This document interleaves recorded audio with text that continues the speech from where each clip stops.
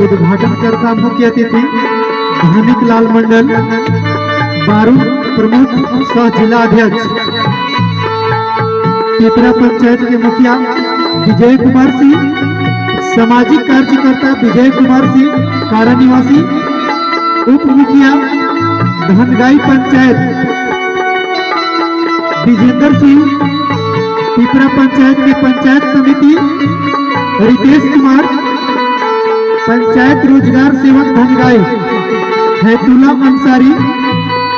मंच संचालक हमारे बीच शक्ति सर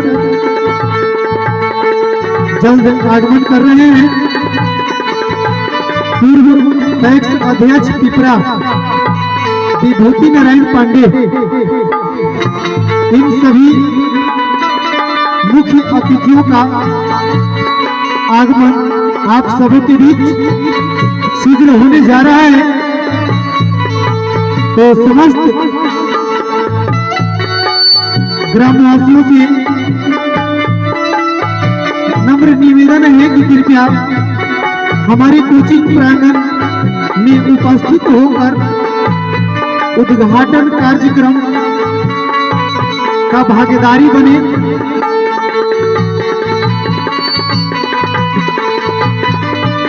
यदि हमारी आवाज आपके कानों तक